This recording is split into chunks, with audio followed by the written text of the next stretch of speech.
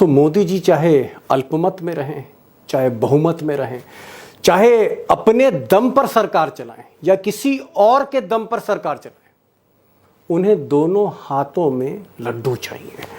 अब मोदी जी की जो अप्रोच है दोनों हाथों में लड्डू वाली, इस अप्रोच की वजह से एनडीए में, नेशनल डेमोक्रेटिक अलायंस, जी हां, जिसकी सरकार है इस वक्त, एनडीए में फिर से एक नया पेच फंस गया है। ऐसा पेच फंसा है कि राजनाथ सिंह को भी पसीने आ रहे हैं मामला सुलझाने के लिए। अब दोस्तों, जो बड़ी खबर आ रही है वो ये आ रही है कि नायडू बाबू, जी हाँ, किंग मेकर नायडू बाबू, चंद्रबाबू नायडू, आंध्र प्रदेश के मुख्यमंत्री, और आप कह सकते हैं मोदी और शाह को सपोर्ट करने वाले, यानी जिनकी बैसाखियों पर मोदी जी सरकार चला रहे हैं, वो नायडू बाबू। ये नायडू बाबू दरअसल कुछ दिनों से मोदी और शाह की जो स्टाइल ऑफ पॉलिटिक्स है उससे अंदर ही अंदर नाराज चल रहे हैं। नाराज़गी की वजह यह है कि नायडू बाबू ने शुरू में क्लियर कर दिया था कि भाई मंत्री भले ही उनके एक दो हों, लेकिन लोकसभा में स्पीकर टीडीपी का होना चाहिए, तेलुगु देशम पार्टी का होना चाहिए। अब शुरुआती दौर में मोदी जी ने भी इशारों में हामी भर दी, अमित शाह ने भी हामी भर दी, लेकिन जब बातचीत शुरू हुई, टेबल पर जब नेगोशिएशन शुरू हुए, मंत्रिमंडल के बाद, शपथ के बाद, तो ऐसा कहा जाता है कि मोदी जी ने स्पष्ट किया है, जी हाँ, मोदी जी ने मैसेज दिया है नायडू बाबू को कि भाई स्पीकर तो नंबर 1 पार्टी का ही होगा, यानी स्पीकर तो बीजेपी का ही होगा लोकसभा में। अब नायडू बाबू की राय एकदम अलग है। वो चाहते हैं कि स्पीकर एनडीए का हो, बीजेपी का ना हो, यानी स्पीकर कहीं ना कहीं टीडीपी का हो। अब ये जो पेच फंसा है, इसने पिछले 48 घंटों में एनडीए में कई बड़े नेताओं के पसीने छुड़ा दिए। बड़ी खबर यह है कि 26 जून को स्पीकर के नाम का प्रस्ताव रखा जाएगा। That Om Birla, who is the current Lok Sabha Speaker, along with D. Purandeshwari and Bhartrihari Mahtab are the front runners for the speakers. सूत्रों के हवाले से बड़ी खबर यह है कि विपक्ष स्पीकर उम्मीदवार उतार सकता है। विपक्ष डेप्यूटी स्पीकर की मांग कर रहा है। बहरहाल स्पीकर का मामला जब उलझता चला गया तो कहीं ना कहीं मोदी जी ने राजनाथ जी को आगे कर दिया। अब राजनाथ जी जो हैं वो थोड़े से मॉडरेट फेस हैं, उदारवादी चेहरा है, मुस्कुरा के बात करते हैं, विनम्र हैं, और वैसे भी जो खुंदक है नायडू बाबू को वो अमित शाह से कहीं ज़्यादा है, उनके स्टाइल ऑफ पॉलिटिक्स से, उनके मिजाज से कहीं ज़्यादा है। राजनाथ ने आज एक बैठक बुलाई दिल्ली में, अपने कोठी पर, अपने बंगले पर। तमाम एनडीए के नेताओं को बुलाया, बीजेपी के नेताओं को बुलाया। हालांकि मीडिया से कहा गया कि साहब ये स्पीकर को लेकर बैठक नहीं थी, ये तो राष्ट्रपति के अभिभाषण को लेकर, लोकसभा का सत्र है उसकी तैयारियों को लेकर थी। बहरहाल राजनाथ ने कोशिश की, राजनाथ कोशिश कर रहे हैं नायडू बाबू को समझाने की, और भी कई लोग समझा रहे हैं। फिलहाल आज शाम तक, या आप यूँ कह सकते हैं देर शाम तक, बात बनी नहीं है दोस्तों। मनाने की प्रक्रिया जारी है। मेरी कुछ बीजेपी से जुड़े नेताओं से बात हुई और उनका ये कहना है कि साहब बीजेपी क्योंकि सिंगल लार्जेस्ट पार्टी है, इसलिए अगर देखा जाए तो स्पीकर का पहला हक अधिकार बीजेपी का ही बनता है। लेकिन उनका ये भी कहना है, उन नेताओं का ये भी कहना है कि अगर मामला थोड़ा सा और पेचीदा होता है तो हो सकता है मोदी जी झुक जाएंगे, क्योंकि मोदी जी किसी भी कीमत पर फाइनली अंततः नायडू बाबू या नीतीश कुमार को नाराज़ नहीं करना चाहते हैं, वो सरकार चलाना चाहते हैं। इसलिए कोई ना कोई तोड़ निकल आएगा, कहीं ना कहीं मोदी जी झुक जाएंगे, कोई ना कोई सहमति बनी ही जाएगी। बहरहाल एक चीज़ मैं यहाँ पर दोस्तों ज़रूर आपको बताना चाहूँगा कि नायडू बाबू, चंद्रबाबू नायडू आखिर स्पीकर को लेकर इतना फर्म क्यों है, इतना अड़े क्यों है, उसकी वजह क्या है, वो वजह जान लेते हैं। अगर आप ये ग्राफिक्स देखेंगे तो आपको क्लैरिटी आ जाएगी कि मोदी और शाह की सरकार में लोग अपना स्पीकर क्यों चाहते हैं, मोदी का स्पीकर क्यों नहीं चाहते। अब नायडू बाबू इसलिए अपना स्पीकर चाहते हैं कि जिसका स्पीकर होगा लोकसभा में, जिसका स्पीकर होगा, जिस पार्टी का स्पीकर होगा, कम से कम सरकार पर उसका नियंत्रण होगा। तो नायडू बाबू नहीं चाहते हैं कि 100% मोदी जी को नियंत्रण दे दिया जाए, यानी रेल मंत्री मोदी का, रक्षा मंत्री मोदी का, वित्त मंत्री मोदी का, प्रधानमंत्री मोदी हैं, गृह मंत्री भी मोदी का, सारे मंत्री मोदी के, और स्पीकर भी अगर मोदी का हो जाए तो नायडू बाबू के पास बचेगा क्या? क्या दया का कटोरा बचेगा उनके पास? तो वो चाहते हैं एक चेक एंड बैलेंस रहे, एक नियंत्रण रहे, थोड़ा कंट्रोल रहे, क्योंकि Modi at the end of the day दुनिया उनको एक तानाशाह के तौर पे जानती है। और ये जो तानाशाही है, इससे कहीं ना कहीं आरएसएस और उनकी खुद की पार्टी मोदी जी की, वो भी आँच तो उस पर भी आई है, झुलस तो वो भी रहे, गुस्सा तो उनको भी है। तो इसलिए नायडू बाबू चाहते हैं कि सरकार पर थोड़ा सा अंकुश रहे, स्पीकर इसलिए चाहिए। अनदर रीज़न, दूसरा, पार्टियां ना तोड़ सके, छोटी छोटी पार्टियां हैं, इवन टीडीपी या जेडीयू, मोदी जी को भी संख्या बल की ज़रूरत है। मोदी जी अभी 240 पे खड़े हैं, उनको 30-32 सांसद चाहिए, तोड़फोड़ हो सकती है महाराष्ट्र की तरह। और महाराष्ट्र में जिस तरह स्पीकर ने रोल खेला, गंदा रोल, सुप्रीम कोर्ट ने तो बाकायदा कहा कि महाराष्ट्र के स्पीकर ने ही सारा खेल किया है गवर्नर के साथ मिलकर। ऐसा खेल दिल्ली में ना हो, इसलिए नायडू बाबू चाहते हैं स्पीकर उनका हो, छोटी छोटी पार्टियों को बचाया जाए, तोड़फोड़ ना हो, जो अमूमन मोदी जी या अमित शाह करते हैं, ऑपरेशन लोटस। एक और पॉइंट, सांसदों को मनमानी तरीके से सस्पेंड कर देना। पिछली बार ये जो ओम बिरला साहब हैं, इन्होंने 100 से ज़्यादा सांसदों को सस्पेंड कर दिया, बात पे सस्पेंड कर दिया। ऐसी स्थिति नहीं होनी चाहिए, सांसदों की रिस्पेक्ट होनी चाहिए, मनमानी ना करे स्पीकर सरकार, इसलिए भी वो चाहते हैं कि उनका स्पीकर हो। और एक बड़ी बात, संविधान से खिलवाड़ ना हो, विधेयकों को लेकर, बिल्स को लेकर, प्रोसीजर्स को लेकर, तमाम तरह की कमेटियों को लेकर, ये जो प्रोसीजर्स हैं वो फॉलो किए जाएं, मनमानी ना हो। इसलिए टीडीपी चाहती है कि स्पीकर उनका हो, चेक एंड बैलेंस, अंकुश रखा जा सके मोदी पे। अब बहरहाल 26 जून को, इसी 26 जून को स्पीकर का लोकसभा में चुनाव होना है, चयन होना है। और मुझे ऐसा लगता है कि 22 जून तक, यानी 26 जून से 3-4 दिन पहले तक, बीजेपी यानी राजनाथ सिंह किसी न किसी तरह टीडीपी को, जेडीयू को मना लेंगे। जेडीयू तो पहले से ही मान गई है, लेकिन नायडू बाबू को मना लिया जाएगा। लेकिन अगर ये पेच फंसा रहता है, नायडू बाबू अड़े रहते हैं 22 जून तक, तो फिर आप ये तय मानिए कि स्पीकर को लेकर पहला हंगामा होने जा रहा है। क्योंकि ये मौका, जो मजबूत विपक्ष है, पहले बार 10 साल में ये जो मजबूत विपक्ष आया है, ये फिर मौका छोड़ने नहीं जा रहा। एक बड़ा हंगामा आप देख सकते हैं 26 जून को, अगर सहमति नहीं बनी। बहरहाल इशू बहुत बड़ा है, ये कहाँ कहाँ पर मोदी सरकार इसमें जो है विफल हो रही है, राजनाथ के आगे क्या चैलेंजेस हैं, और क्या टीडीपी को झुकाया जा सकता है, या टीडीपी अड़ी रहेगी, नायडू बाबू अड़े रहेंगे। क्योंकि किंग मेकर किंग से हमेशा भारी पड़ता है अगर सरकार बैसाखियों पर है। तो दो खास मेहमान हैं हमारे साथ, उमाकांत लखेड़ा। उमाकांत लखेड़ा, उनको आज मैं इसलिए लाया हूँ आपके सामने क्योंकि नायडू बाबू की फैमिली, एनटीआर की फैमिली, उन सबसे उनके बड़े पुराने इंटरेक्शन हैं एक पत्रकार के तौर पे। बहुत कुछ वो आज खुलासे करेंगे इस वीडियो में, तो आप लखेड़ा साहब को सुनिएगा। उमाकांत लखेड़ा जी वरिष्ठ पत्रकार हैं। कि नायडू बाबू की अभी भी सोच क्या है, क्या वो बदल सकती है, क्या वो फ्लेक्सिबल हो सकते हैं। वो राजनाथ को भी जानते हैं, तो राजनाथ इस मामले को क्या निगोशिएट कर पाएंगे टेबल पर, बहुत इंपॉर्टेंट इशू है। और हमारे साथ अभिषेक होंगे और उनसे भी हम पूछेंगे कि अगर स्पीकर बाई चांस बीजेपी का ही रहता तो फिर क्या होगा आगे की राजनीति। तो चलते हैं सीधे उमाकांत लखेड़ा साहब के पास और अभिषेक कुमार के पास। मेरा पहला सवाल जो है वो उमाकांत जी से। उमाकांत जी, अभी भी टीडीपी कहीं ना कहीं नायडू बाबू उनको पूरी तरह से तसल्ली नहीं है। जैसे होता ना कि एक 100% ट्रस्ट, वो ट्रस्ट 100% नहीं है, और वो चाहते हैं, दिली दिल वो चाहते हैं कि मोदी जी से स्पेशल पैकेज भी मिल जाए, मोदी जी से एड भी मिल जाए, मोदी जी से सारे प्रोजेक्ट भी मिल जाएं, और मोदी जी उन्हें स्पीकर भी देते, यानी स्पीकर भी टीडीपी का। ये स्पीकर पर इतना जोर दिल ही दिल नायडू बाबू का क्यों है? स्पीकर पर इतना जोर क्यों है?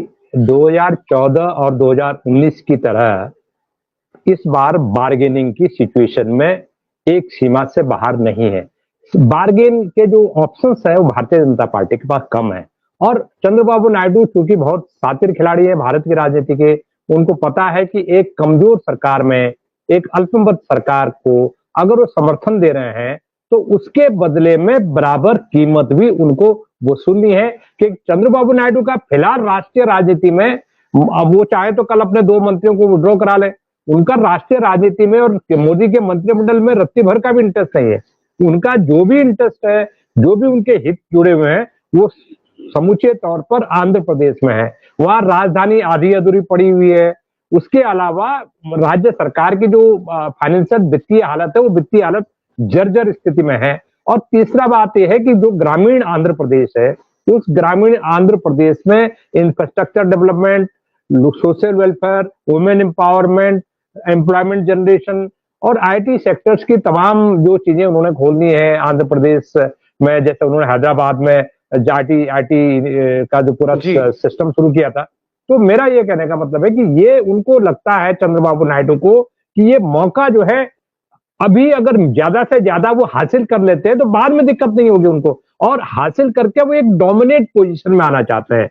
एक डोमिनेट पोजीशन का मतलब स्पीकर भी अगर हो जाए तो क्या बुरा है, 2-4 और मंत्री आ जाए तो क्या बुरा है, आंध्र प्रदेश को ग्रांट बढ़ जाए तो क्या बुरा है, आंध्र प्रदेश को स्पेशल पैकेज प्राइवेट, जैसे हम सुन रहे हैं कि उनके साथ काफी प्राइवेट इन्वेस्टमेंट्स के प्रपोजल्स वाले उनको मिले हैं, और वो निश्चित रूप से सेंटर से भेजे गए होंगे कि भाई सरकार जितनी मदद करेगी, बाकी आप ये अडानी अंबानी एंड कंपनी से प्राइवेट इन्वेस्टमेंट भी राज्य को दूर दिलाओ। तो मेरा ये कहने का मतलब है, लुब्बू लुआब ये है कि चंद्रबाबू नायडू के ऑप्शन खुले हैं और उनको लगता है कि कीमत वसूल लो, जो भी कीमत अगर मिल रही है, और थोड़ा प्रेशर बिल्डअप करके वो कीमत वसूल। और इससे बढ़िया मौका क्या हो सकता है कि जो अपोजिशन है वो कह रहे हैं कि चंद्रबाबू नायडू का आदमी बना दो, हम सपोर्ट करेंगे। तो ये जो पूरी राजनीति का जो खेल है वो बड़ा दिलचस्प होने वाला है स्पीकर के चुनाव तक, ऐसा मैं मानता हूं। जी अभिषेक, आपके पास क्या जानकारी, क्योंकि आज जो राजनाथ जी के घर पर बैठक हुई, लल्लन सिंह भी थी, जेडीयू के सारे नेता थे उसमें, एनडीए के। हालांकि बताया ये गया कि राजनाथ तो भाई सत्र की तैयारी है, राष्ट्रपति का भी भाषण है इस पर, लेकिन अंदर ही अंदर लोग कह रहे हैं कि साहब स्पीकर पर भी चर्चा तो हुई है, मिजाज तो परखने की कोशिश राजनाथ ने की। अंदर की क्या खबर है राजनाथ के घर की? दीपक जी, जो सूत्रों के हवाले से जानकारी मिल रही है उसमें सबसे पहली और बड़ी बात यह है कि बाकी मुद्दों के अलावा स्पीकर के पद पर राजनाथ सिंह और भाजपा नेताओं ने सहयोगी दलों को स्पष्ट बता दिया है कि स्पीकर का पद तो भारतीय जनता पार्टी अपने पास रखना चाहती है, डिप्टी स्पीकर का पद अब चाहे तो ले सकते हैं। अब इस खबर के बाद टीडीपी पर क्या गुजर रही होगी, जनता दल यूनाइटेड पर क्या गुजर रही होगी। हालांकि मैं फिर कह रहा हूं, केसी त्यागी के बयान को जनता दल यूनाइटेड के शीर्ष नेतृत्व का बयान मत मानिए। केसी त्यागी शीर्ष नेतृत्व और डिसीजन मेकिंग से अलग है, और जो बयान देते हैं पार्टी उससे बहुत खुश बताई भी नहीं जा रही है। तो सवाल ये उठता है कि सहयोगी दलों में सारे सहयोगी दल कोई जीतन राम मांझी वाले सहयोगी दल तो है नहीं, उसमें एकनाथ शिंदे नहीं, लेकिन अगर डिप्टी स्पीकर दे रहे हैं, डिप्टी स्पीकर, तो नायडू बाबू को डिप्टी स्पीकर पर क्या प्रॉब्लम है? ले लीजिए साहब डिप्टी स्पीकर लेके वो क्या करेंगे? डिप्टी स्पीकर लेकर के वो करेंगे क्या? जब स्पीकर चेयर पे नहीं होंगे तभी उनकी भूमिका होगी। डिप्टी स्पीकर की भूमिका सदन के संचालन में तभी होगी ना, नियमावली तय करने में नहीं होगी। नियमावली तय करने में सदन में जो कार्य मंत्रणा समिति जो बीएससी होती है, बिजनेस एडवाइजरी कमेटी, बीएससी के साथ सत्ता पक्ष और विपक्ष के साथ संसदीय कार्य मंत्री की भूमिका, इन सब को लेकर जो डिसीजन मेकिंग की असली शक्ति होगी वो स्पीकर के पास होगी। स्पीकर कभी हाउस पे नहीं रहे, और ऐसी नौबत तो मोदी आने नहीं देंगे। हरिवंश की तरह कोई डिप्टी स्पीकर तो यहाँ मिलेगा नहीं, जो राज्यसभा में जिस प्रकार से हरिवंश जी ने किसी कानूनों को पास करवा दिया था वॉइस वोट से, जबकि लोग वोटिंग की मांग कर रहे थे। तो सवाल यह है कि लोकसभा में डिप्टी स्पीकर के पद से चंद्रबाबू नायडू को कुछ हासिल नहीं होगा। जो वो हासिल करना चाहते हैं वो स्पीकर के पद से ही हासिल हो सकता है।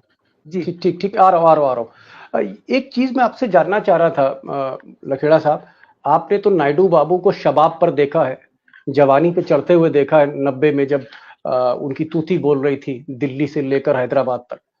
और आप पुरंदेश्वरी जो एनटीआर की बेटी हैं, यानी जो नायडू बाबू की साली हैं, सिस्टर इन लॉ, उनसे भी आपके अच्छे इंटरेक्शंस रहे हैं, अच्छी बोलचाल रही है, अच्छी मित्रता आपकी रही है।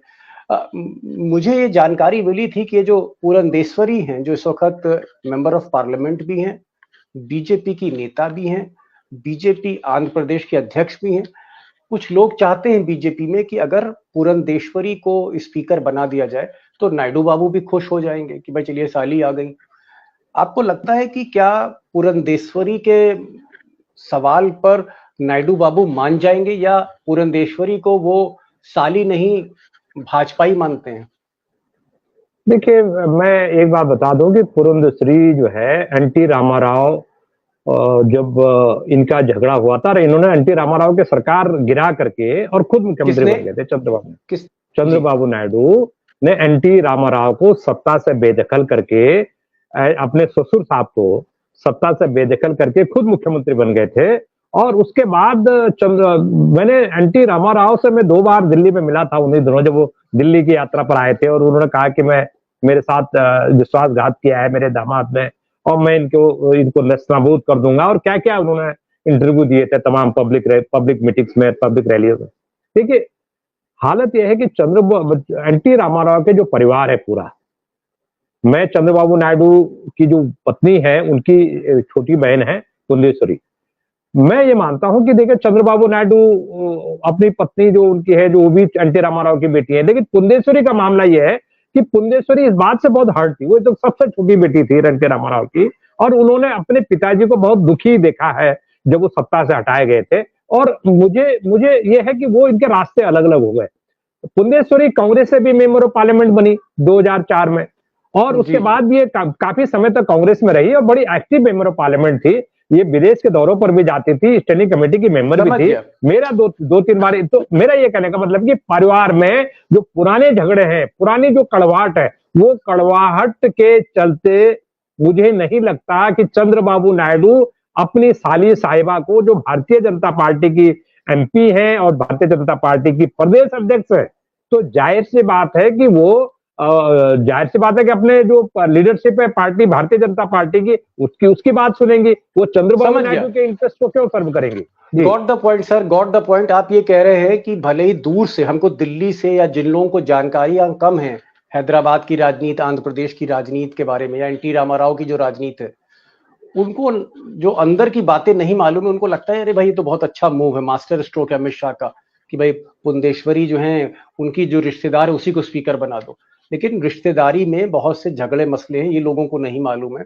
जिनको मालूम है उनका ये कहना है, जैसा कि लखेड़ा साहब कह रहे हैं, कि नायडू बाबू बहुत कंफर्टेबल नहीं होंगे, उन्हें अपनी पार्टी का ही स्पीकर चाहिए। अभिषेक, एक चीज आपको लगता है कि अगर स्पीकर अल्टीमेटली बीजेपी ने अपना ही रख लिया, नहीं मानी नायडू बाबू की बात, मोदी जी ने कहा कि भाई देखिए आपको हम इतना पैसा दे रहे हैं, आपके सारे मुकदमे हम जो है छुड़वा रहे हैं, हम जिस तरह से नीतीश कुमार को इतना पैसा, पैकेज, सब कुछ दे रहे हैं, है ना, इतना दहेज आप लेके जा रहे हो, तो अब स्पीकर कम से कम हमारे लिए छोड़ दो। अगर स्पीकर अल्टीमेटली बीजेपी का रहता है, तो मैं एक बहुत आम बोलचाल की भाषा में अपने जो हमारे दोस्तों की तरफ से एक सवाल करना चाह रहा हूं कि स्पीकर मोदी शाह के हाथ में रहा तो फिर नायडू बाबू, नीतीश कुमार को किस किस तरह का खतरा हो सकता है? 2 मिनट के अंदर बताइए। दीपक जी, इसको आप एनडीए सरकार कैसे कहेंगे जब प्रधानमंत्री, गृह मंत्री, रक्षा मंत्री, वित्त मंत्री, विदेश मंत्री, शिक्षा मंत्री, रेल मंत्री, स्वास्थ्य मंत्री, सूचना प्रसारण मंत्री, तमाम कृषि मंत्री, तमाम बड़े मंत्रालय भाजपा के पास, स्पीकर भी भाजपा के पास, तो फिर एनडीए का मुलम्मा चढ़ाने की जरूरत ही क्या है? आखिर कुछ तो होना चाहिए जिससे कि आप एनडीए सरकार इसे कहें। अब बकरी चलाने वाला, मछली पालने वाला विभाग सहयोगियों को दे, नहीं, लेकिन अगर स्पीकर मोदी जी का होगा तो होगा क्या? खतरा क्या है? मोदी जी का स्पीकर होगा तो ये तय मानिए कि इस सरकार को महाराष्ट्र विधानसभा चुनाव के पहले भी स्थिरता को लेकर इसके खतरा उत्पन्न हो सकता है।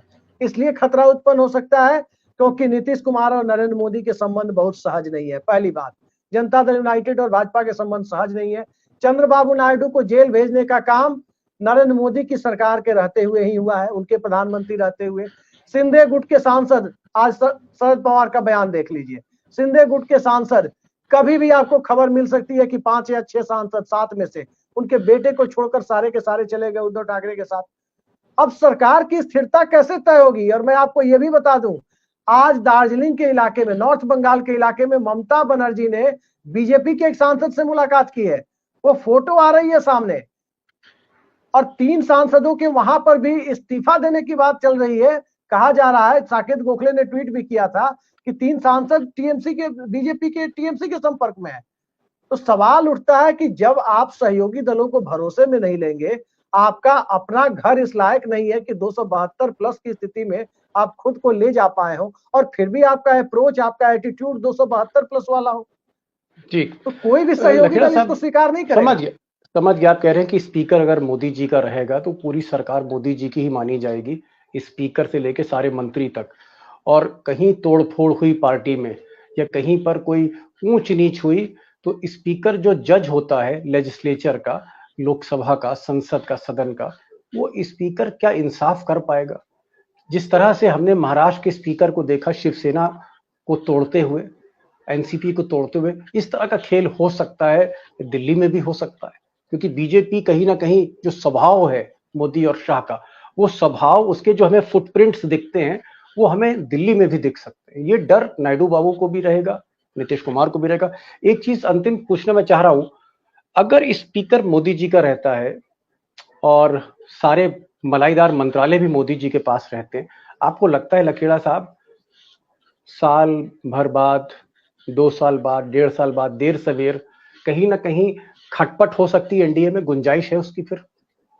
देखिए, एक तो पहली बात तो यह है कि ये जो ओम बिरला, अभी तक जो संकेत मिले हैं कि ओम बिरला को सरकार दोबारा स्पीकर बनाना चाहती है। हालांकि पत्ते 22 तारीख से पहले खुलने वाले नहीं है। मैं ये कह रहा हूं कि जो इनका रिकॉर्ड रहा है, स्पीकर के ऑफिस को इतना बेजा इस्तेमाल अपोजिशन के खिलाफ करने का, ये पहली बार मैंने इसका बेजा इस्तेमाल होते हुए देखा।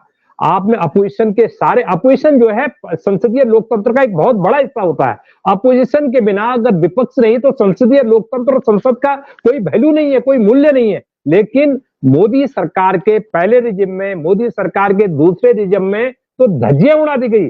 जब ओम बिरला स्पीकर बनाए गए तो संसदीय राजनीति का जो डेटोरेशन होता है, जो निम्न स्तर का जो डेटोरेशन वो हुआ है अपोजिशन के खिलाफ। और मैं ये मानता हूं, देखिए, अपोजिशन की आज की तारीख में अपोजिशन, ये नहीं कि कोई सौदा हो रहा है डिप्टी स्पीकर का तो उस पर अपोजिशन मान जाएगा। अपोजिशन का जो मेरे लोगों से बातचीत हुई है, उनका साफ कहना है कि सरकार प्रपोजल देगी और वो टिक मार करेगी कि ओम बिरला, तो अपोजिशन साफ तौर पर मना कर देगा, हमें ओम बिरला स्वीकार नहीं है। और ओम बिरला स्वीकार नहीं, इसीलिए पत्ते इस ढंग से खोले जा रहे हैं। ये सारे खोल है इसमें। और मुझे ऐसा लग रहा है कि 22-23 तारीख तक ये खोल निकलते रहेंगे। और मुझे नहीं लगता कि 22 से पहले कोई समाधान निकलेगा। ये गुत्थी बहुत टेढ़ी हो गई है, ऐसा मुझे लगता है, उलझती जा रही गुत्थी। Last comment Abhishek ji. Deepak ji, Bharatiya Janata party जब किसी के साथ गठबंधन में जाती है तो महाराष्ट्र में देखें, स्पीकर का पद उसे चाहिए, मुख्यमंत्री पद नहीं है तो स्पीकर चाहिए। बिहार में नीतीश कुमार के साथ जब गठबंधन में गई तो बीजेपी नेता नंद किशोर यादव को स्पीकर बनाया गया। इसके पहले विजय सिन्हा को स्पीकर बनाया गया, बीजेपी से है। तो उनको गठबंधन धर्म के तहत स्पीकर का पद चाहिए। जहां उनके पास सत्ता की कमान नहीं है वहां विधानसभा की कमान चाहिए, लेकिन वो दूसरे के साथ स्पीकर का पद साझा नहीं करेंगे जी। ये दोहरा रवैया सही, समझ गया, दोहरे मापदंड है, दोहरे मापदंड है, कॉन्ट्रडिक्शन है। लास्ट कमेंट, लास्ट लाइन कुछ कहना चाह रहे हैं? देखिए, मैं ये कह रहा हूं कि अभी तक जो चल रहा है कि पुंडेश्वरी को बनाने की, मैं सबसे बड़ा अड़चन नायडू को क्या आ रही है? नायडू को अड़चन ये आ रही है कि पुंडेश्वरी, अगर प्रपोजल आता है बीजेपी की तरफ से पुंडेश्वरी को बनाने का, तो एक नया power centre, Bharatiya Janata party का पावर सेंटर आंध्र प्रदेश में ओपन हो जाएगा। और प्रोटोकॉल के हिसाब से जब स्पीकर वहां जाएंगे, स्पीकर अपने कंस्टिट्यूएंसीज में या स्पीकर हैदराबाद जाएंगे, तो प्रोटोकॉल के हिसाब से वहां के मुख्यमंत्री को पूरा प्रोटोकॉल उनको देना पड़ेगा, साली साहिबा को, जो दूसरी पार्टी की मेंबर है, जिनसे उनके पारिवारिक मतभेद है। अगर पारिवारिक मतभेद नहीं होती तो पुंडेश्वरी भारतीय जनता पार्टी में क्यों होती? इससे पहले वो कांग्रेस के पे क्यों होती? जी, कुल मिलाकर सरकार एक तरफ, स्पीकर एक तरफ, और स्पीकर एक तरफ इसलिए है, इतना बड़ा मुद्दा मोदी जी के लिए है क्योंकि जितने भी हथकंडे दोस्तों होते हैं, जितना भी खेल होता है पर्दे के पीछे तोड़फोड़ करने का पार्टियों को, उसमें स्पीकर की बहुत अहम भूमिका हो जाती है। चाहे किसी सांसद को सस्पेंड करना हो या फिर बर्खास्त करने की भी हमने कार्रवाई देखी पिछली बार, महुआ मित्रा को जिस तरह किया गया। तो स्पीकर बड़े बड़े खेलों में अहम भूमिका निभाता है और इस खेल को मोदी शाह अपने पास रखना चाहते हैं। बहरहाल टकराव है, देखना है कि नायडू बाबू कितना असर्ट कर पाते। नायडू बाबू कितना दबाव बना सकते, कितनी गुंजाइश है दबाव बनाने के लिए नायडू बाबू की, ये देखना होगा। हालांकि नीतीश अभी साइलेंट है। बहरहाल एक चीज मैं कह सकता हूं कि एनडीए में फिर से एक पेच फंसता हुआ दिख रहा है। हालांकि राजनाथ जी को जिम्मेदारी दी गई है कि आप जाइए और अपने उदारवादी चेहरे से समझाने की कोशिश करिए, लेकिन अभी तक बात बन नहीं पाई है। लखेड़ा साहब आप आए और अभिषेक आप आए, खुलकर बातचीत आज हुई है, और ये जो स्पीकर का मसला है हम इसको फॉलो करते रहेंगे, क्योंकि ये एक बहुत बड़ी दुखती रग है एनडीए की, जहां तक यूनिटी की बात है। Thank you so much for joining this programme on such a short notice. Lakheda साहब बहुत बहुत शुक्रिया, अभिषेक बहुत बहुत शुक्रिया आपका।